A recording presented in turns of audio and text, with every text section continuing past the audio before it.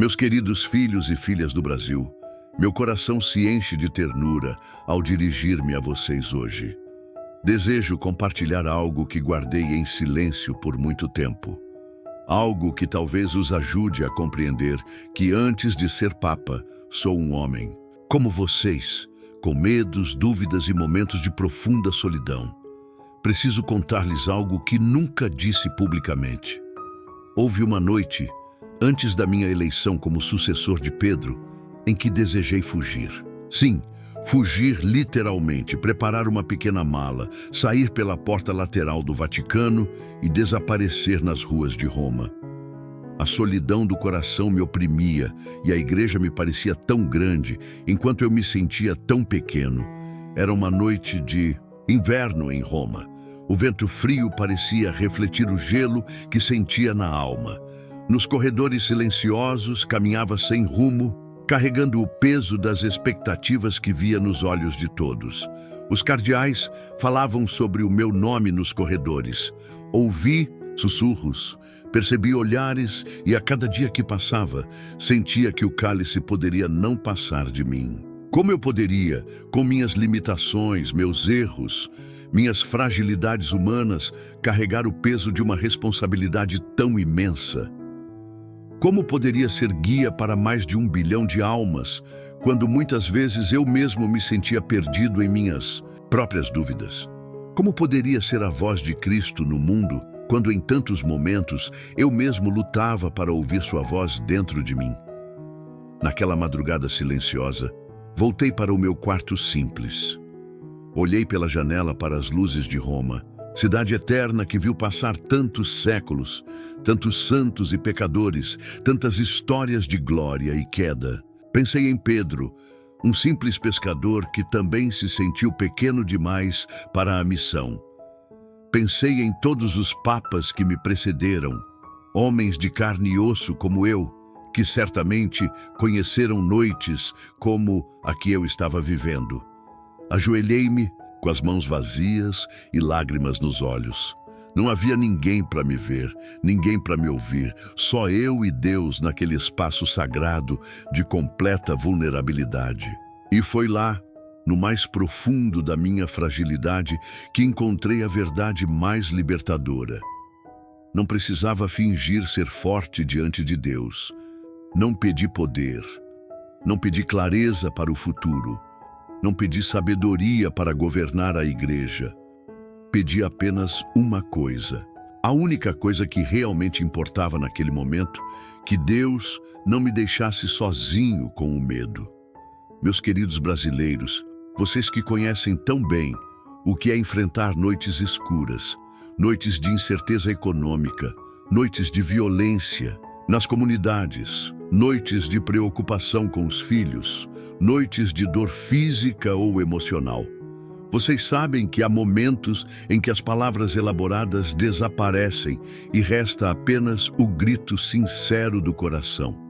Foi lá, na escuridão, que minha boca sussurrou pela primeira vez as palavras que se tornariam uma oração. Uma oração que não escrevi, simplesmente recebi como um presente inesperado no meio da tempestade da minha alma.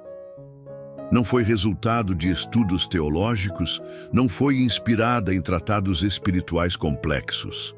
Foi apenas o balbuciar de um homem que se reconhecia pequeno demais para o chamado que parecia se aproximar. Um homem que precisava, antes de tudo, entregar seu medo e sua incapacidade nas mãos daquele que tudo pode. Lembro-me de como naquela noite pensei na minha infância simples, nos ensinamentos da minha mãe, que me mostrava como fazer o sinal da cruz antes de dormir. No meu pai, homem de poucas palavras, mas cuja fé se expressava no trabalho honesto e no cuidado da família. Pensei na minha primeira comunhão, no chamado ao sacerdócio que senti quando era jovem, nos erros e acertos do meu caminho humano e espiritual. Todo o meu passado, com suas luzes e sombras, parecia convergir naquele momento crucial. E foi então, no silêncio daquela madrugada romana, que compreendi algo que nunca mais esqueceria. Deus não chama os capacitados. Ele capacita os chamados. Meus queridos filhos do Brasil, quantas vezes vocês se sentem inadequados para os desafios que a vida lhes apresenta? Quantas vezes vocês olham para as responsabilidades que têm, como pais, como trabalhadores, como cidadãos, como cristãos, e sentem que não estão à altura? Quantas vezes vocês gostariam de fugir, desaparecer, se esconder das expectativas que parecem esmagadoras? Quero dizer a cada um de vocês, do fundo do meu coração, vocês não estão sozinhos nesse sentimento. O próprio Cristo, no jardim do Getsêmani, experimentou o peso da missão que tinha pela frente. Experimentou o medo, a angústia, o desejo de que aquele cálice passasse por ele. E é precisamente nessa humanidade compartilhada que encontramos o verdadeiro consolo, não em um Deus distante e impassível, mas em um Deus que conhece por experiência própria o que é ser humano, com todas as suas fragilidades. Aquela noite para mim foi como o Getsêmani, uma noite de suor de sangue espiritual, uma noite de profunda solidão e de encontro com a vontade de Deus. Uma noite que, como vocês verão a seguir, produziria frutos que nem eu mesmo poderia imaginar. Mas antes de continuar, quero fazer uma pausa para falar diretamente com aqueles entre vocês que estão passando agora pela sua própria noite escura. Você, mãe, que chora em silêncio depois que seus filhos adormecem. Você, pai, que se preocupa com o sustento da família no próximo mês. Você, jovem, que se sente incompreendido e sozinho. Você, idoso, que teme ser um fardo para os outros.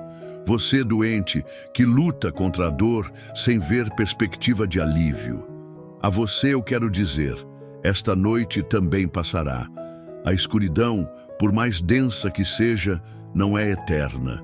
O amanhecer sempre chega, mesmo quando parece impossível acreditar nele. E na espera pela luz, você não está sozinho. Cristo vigia ao seu lado, mesmo quando você não sente a sua presença. A igreja reza por você, mesmo quando você não tem forças para rezar. E eu, como pai espiritual, levo você no meu coração, mesmo sem conhecer seu nome nem seu rosto. Foi naquela noite de escuridão, meus amados filhos brasileiros, que recebi o presente inesperado de uma oração simples, mas que mudaria minha vida para sempre. Uma oração que não veio de livros nem de antigas tradições, mas do mais profundo, da minha alma no momento de maior vulnerabilidade. A oração brotou do fundo da alma. Não tinha forma bonita, nem versos rimados. Não seguia padrões elegantes, nem fórmulas elaboradas. Era apenas verdade, a verdade crua de um coração nu diante do seu Criador.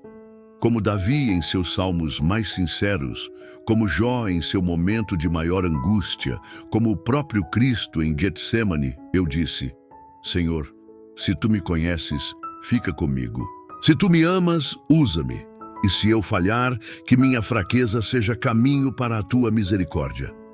Estas palavras podem parecer simples, e são. Não há nelas teologia profunda, nem linguagem sofisticada. São apenas a expressão sincera de 3 verdades fundamentais que estão no coração da experiência cristã.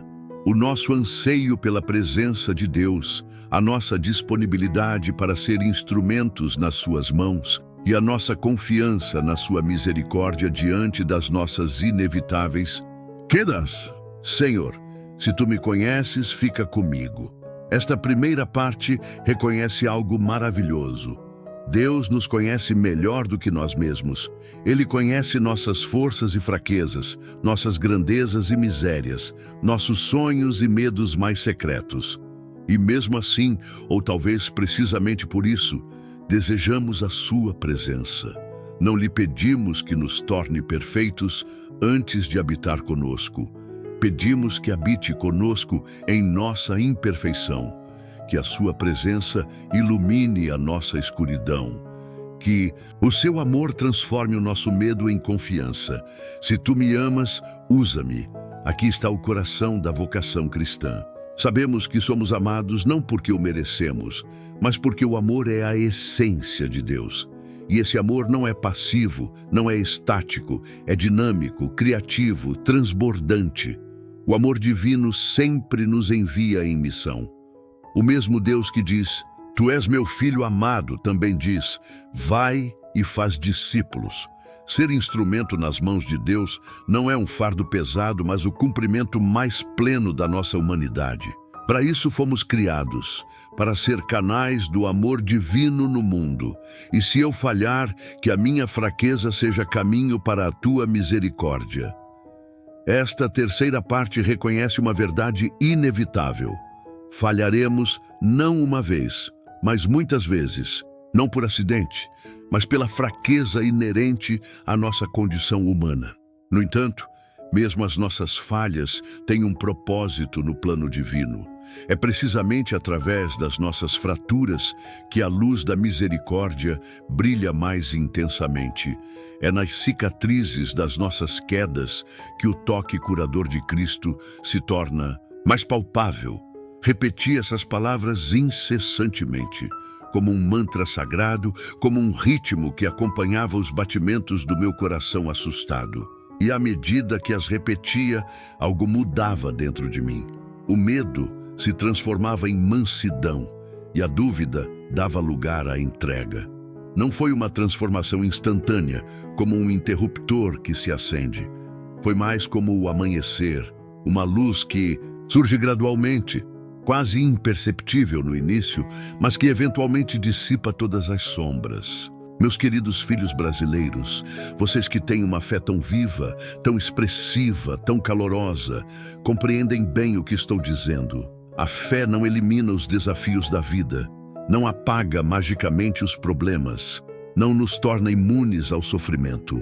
O que ela faz é algo ainda mais profundo. Muda nossa relação com esses desafios, problemas e sofrimentos. Ela os transforma em oportunidades de encontro mais profundo com Deus e com nossa própria humanidade. Quando amanheceu, depois daquela noite de luta interior, eu não tinha recebido nenhuma visão extraordinária. Não ouvi vozes angelicais, nem presenciei manifestações sobrenaturais.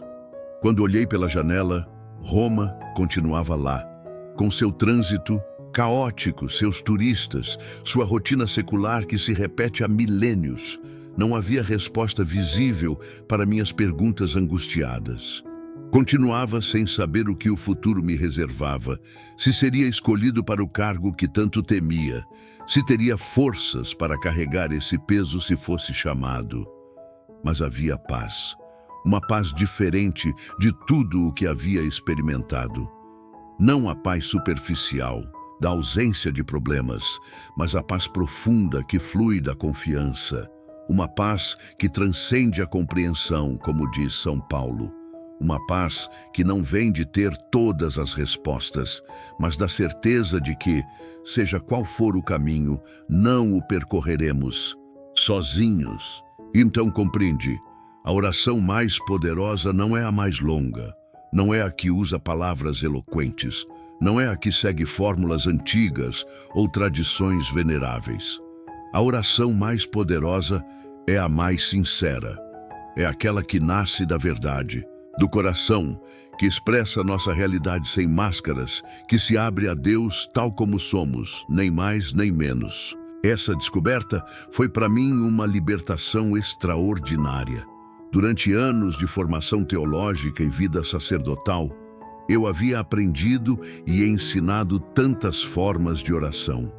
Conhecia os salmos, as orações litúrgicas, as devoções tradicionais, os métodos contemplativos. Tudo isso continua sendo valioso, sem dúvida. Mas naquela noite descobri algo mais fundamental, algo que está na origem de toda oração verdadeira.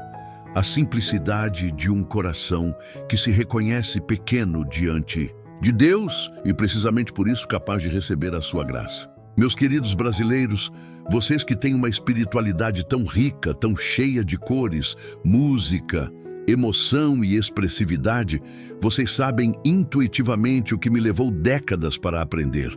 Vocês sabem que Deus não se impressiona com a eloquência, mas se comove com a sinceridade.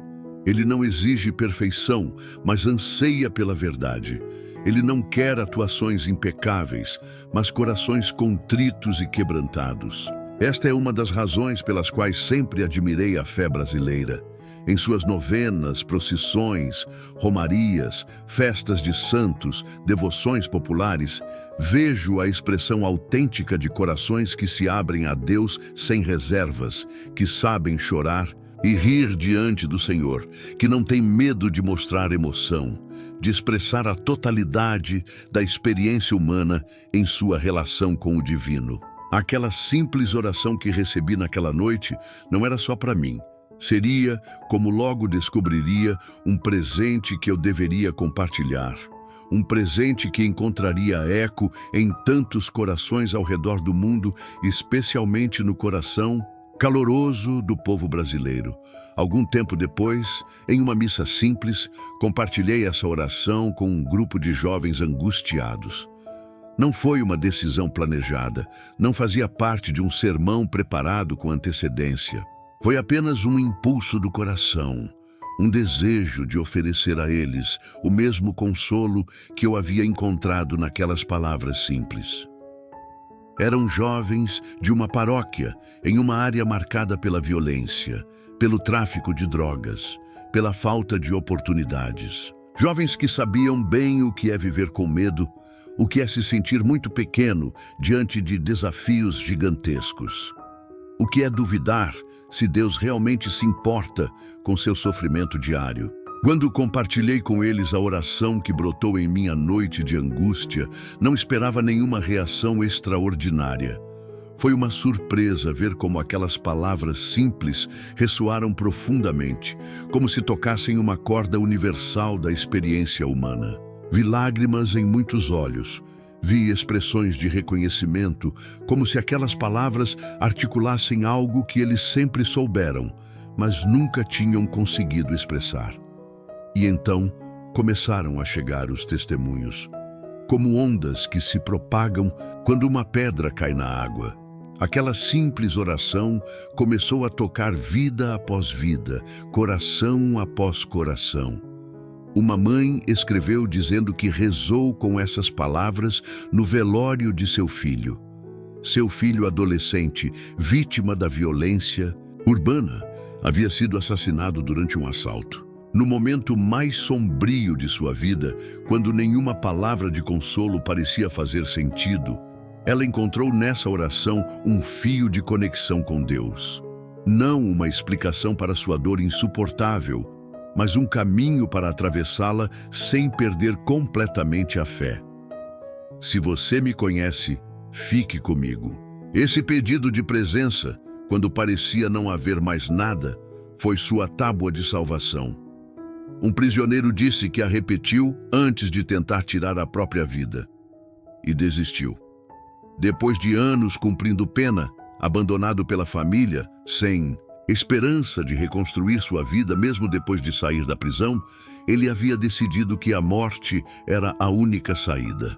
Tinha tudo preparado, uma carta de despedida, os meios para concretizar seu plano desesperado. Mas no último momento, lembrou-se da oração que ouvira de um capelão que visitava a prisão.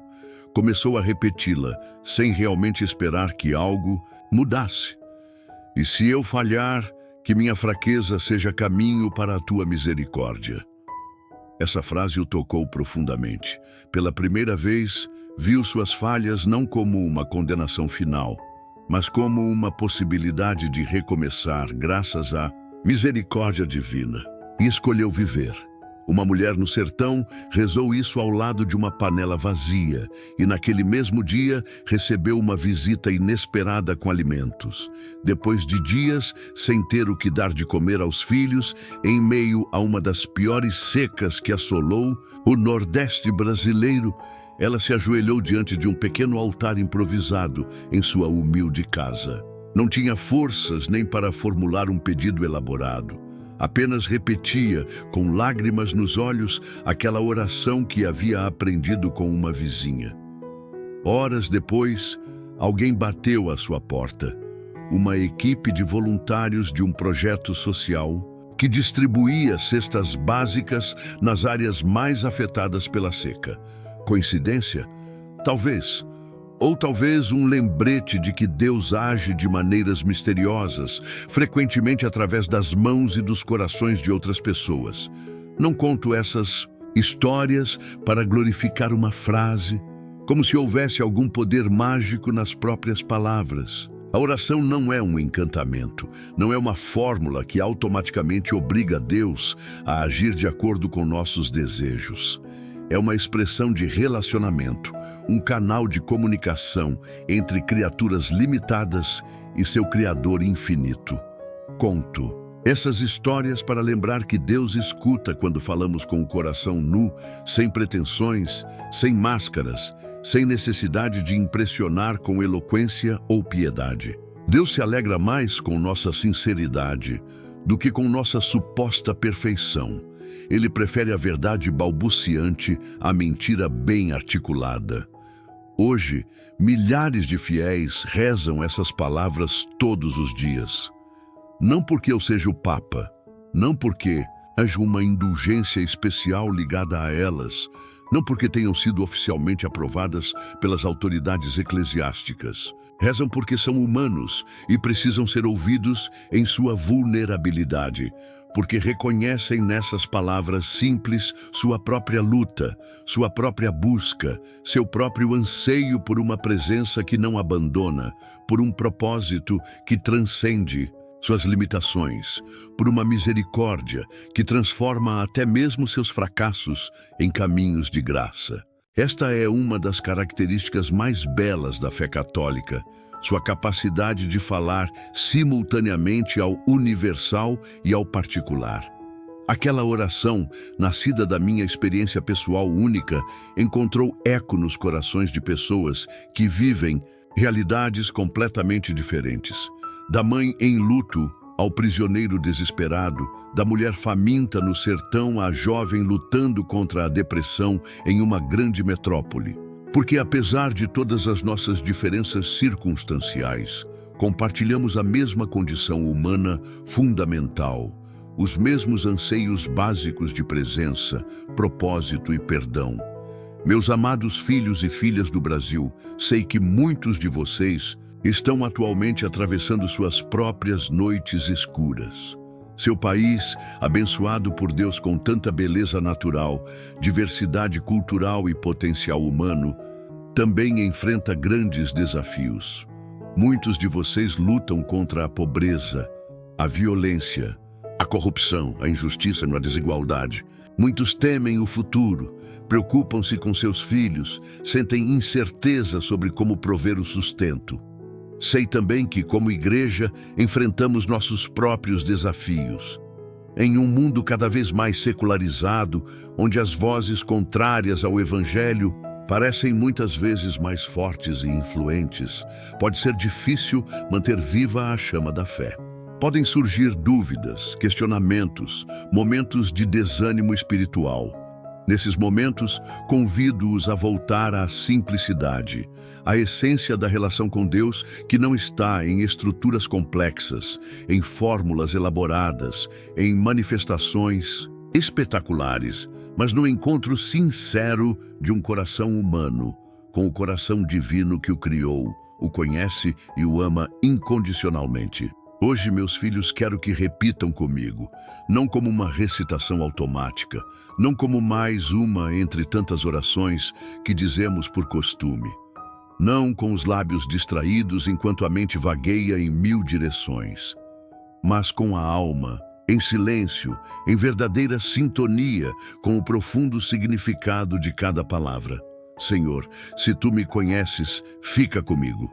Façam uma pausa por um momento e sintam o peso desta primeira frase. Deus conhece-vos, não superficialmente, não parcialmente, mas completamente. Ele conhece a vossa história, os vossos sonhos, as vossas feridas, os vossos dons, as vossas lutas secretas, os vossos medos inconfessáveis. E mesmo assim, ou talvez precisamente por isso, pedis-lhe que permaneça. Não fuja dessa intimidade. Não se esconda dela. Permita-se ser conhecido completamente por aquele que o criou. Se você me ama, use-me. Isso é entrega, disponibilidade. Não pedimos que Deus nos use apenas nos momentos de força, de clareza, de certeza. Pedimos que Ele nos use mesmo, talvez principalmente, em nossa fragilidade, como usou a timidez de Moisés, a juventude de Davi, a impulsividade de Pedro, a perseguição de Paulo. Deus não chama os qualificados, Ele qualifica os chamados. E se eu falhar, que minha fraqueza seja caminho para a tua misericórdia. Aqui está talvez a parte mais profunda e libertadora desta oração. Nunca pedimos para não falhar. Seria um pedido irrealista, contrário à nossa condição humana. Em vez disso, pedimos que nossas falhas não sejam o ponto final da história. Que sejam, ao contrário, oportunidades para experimentar mais profundamente a misericórdia divina. Que nossas fraturas sejam preenchidas com o ouro do amor divino, como na arte japonesa do kintsugi, onde as peças quebradas são reparadas com ouro, tornando-se mais bonitas precisamente por terem sido quebradas. Reze isso antes de dormir, quando as preocupações do dia tendem a se acumular e o cansaço dá lugar à ansiedade. Que estas simples palavras o acompanhem para um sono tranquilo, com a certeza de que aquele que não dorme nem cochila, vigia por você. Reze antes de decidir, especialmente diante de escolhas difíceis, nessas encruzilhadas da vida, onde o caminho certo nem sempre é claro. Não para que Deus escolha por você, mas para que ilumine sua inteligência, purifique suas intenções e fortaleça sua vontade para escolher o que mais conduz ao bem verdadeiro. Reze quando tudo parecer escuro, quando as dúvidas se multiplicarem como sombras ao entardecer, quando a tentação do desespero bater à porta da sua alma. Lembre-se de que a escuridão, por mais densa que seja, não é o fim. A aurora sempre chega, mesmo quando parece impossível acreditar nela. Esta oração não é mágica. Não é um conjunto de palavras que, pronunciadas corretamente, obrigam Deus a agir de acordo com nossos desejos. É uma ferida curada pela confiança. É a expressão de uma relação que aceita a vulnerabilidade como porta de entrada para a verdadeira intimidade. Eu sou apenas um homem chamado a uma missão que me transcende infinitamente. Um homem com suas próprias lutas, dúvidas e limitações. Um homem que, como vocês, precisa diariamente da graça divina para continuar caminhando. Mas esta oração não me pertence. Não sou seu autor, apenas seu primeiro destinatário. Ela pertence a todos aqueles que, como eu, naquela noite romana, descobriram que não precisam gritar para serem ouvidos por Deus. Basta um sussurro de amor sincero. Basta uma abertura do coração que se reconhece pequeno, mas infinitamente amado. Que esta oração te abrace hoje, meu filho, minha filha do Brasil. Que te acompanhe nos momentos de alegria e nos momentos de dor. Que te lembre, quando tudo mas falhar, que existe um Deus que te conhece pelo nome, que te ama incondicionalmente e cuja misericórdia é maior do que qualquer fracasso, e que transforme sua dor em fé viva. Não uma fé que elimina o sofrimento como por arte da magia, mas uma fé que o transfigurar, que encontra sentido mesmo no aparentemente sem sentido, que vislumbra a luz mesmo na mais densa escuridão. Em nome do Pai, do Filho e do Espírito Santo. Amém. Papa Leão XIV. M. E se você chegou até aqui, quero que saiba algo muito importante. Você não está sozinho. Não importa quão profunda seja a noite que você está enfrentando. Não importa quantas vezes você tropeçou ou duvidou. Sempre há um caminho de volta. Sempre há uma mão estendida do alto, esperando para ser tomada. Esta história não é apenas sobre um homem. É sobre todos nós. É sobre você. sobre mim, sobre qualquer alma que alguma vez se sentiu insuficiente, quebrada, perdida. Porque no meio do caos, da fragilidade, do choro que ninguém mais vê, lá também habita Deus. Então hoje convido você a fazer uma pausa, a respirar, a fechar os olhos por um instante. E de onde você estiver, com suas palavras, ou mesmo sem elas, apenas com o coração, diga a Deus: aqui estou. E se esta história tocou sua alma, compartilhe esta mensagem com alguém que também precise de esperança. Curta, comente, inscreva-se. Porque talvez, justamente hoje, você seja o canal da graça que outra pessoa tanto precisa. Nos vemos na próxima história. Que a paz esteja com você, sempre.